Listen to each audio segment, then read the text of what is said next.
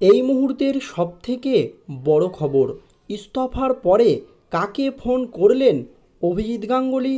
পুরো অবাক মুখ্যমন্ত্রী মমতা ব্যানার্জি। সত্যি এসেই গেল। পদত্যাগ করলেন বিচারপতি অভিজিৎ গঙ্গোপাধ্যায়। সুপ্রিম কোর্টের প্রধান বিচারপতি এবং রাষ্ট্রপতি দ্রৌপদী মুর্মুর কাছে ইমেল বক্স এবং ডাকযোগে পাঠিয়েছেন পদত্যাগপত্র। এবার রাজনীতির ময়দানে পা রাখতে তৈরি অভিজিৎ গাঙ্গুলি। অবসরের 5 মাস আগেই তিনি নিজের দায়িত্ব থেকে সরে যাচ্ছেন। সম্ভবত বিজেপিতে যোগ দিতে পারেন বলেই সূত্রের খবর। বঙ্গ রাজনীতির অন্দরে কান পাতলে এমনটাই শোনা যাচ্ছে। মনে করা হচ্ছে লোকসভা নির্বাচনে বিজেপির টিকিটে লড়বেন তমলুক কেন্দ্র থেকে এই অভিজিৎ গঙ্গোপাধ্যায়।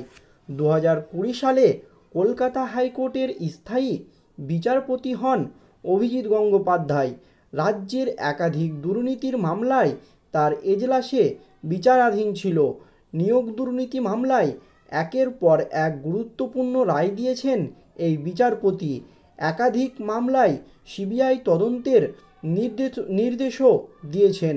দিনের পর দিন নিজেদের হকের চাকরির দাবিতে রাস্তায় আন্দোলনে বসে থাকা মানুষগুলোর কাছে তিনি ছিলেন ভগবান।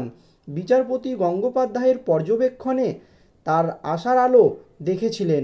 বিশেষত শিক্ষা দুর্নীতিতে অযোগ্য প্রার্থীদের নিয়োগ নিয়ে তার রায়ের ভিত্তিতে প্রাক্তন শিক্ষামন্ত্রী সহ দপ্তরের একাধিক শীর্ষ ব্যক্তিত্ব পুলিশের জালে এসেছে।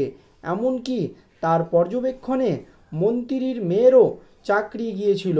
অঙ্কিতা অধিকারীর চাকরি বাতিল করে সেই পদে যোগ্য প্রার্থীর নিয়োগের নির্দেশ দেন তিনি।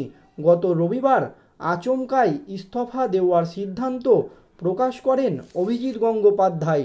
অবসর ঘোষণার সময় তাকে বলতে শোনা গিয়েছিল, আমাকে এই সিদ্ধান্ত নিতে বাধ্য করার জন্য শাসক দলকে অভিনন্দন। রাজ্যে ঘটে চলা একের পর এক দুর্নীতির জেরে তৃণমূলের একাধিক নেতাকে বিভিন্ন সময় কলকাতা হাইকোর্টের বিচারপতি অভিজিৎ গঙ্গোপাধ্যায়ের তোপের মুখে পড়তে হয়েছে।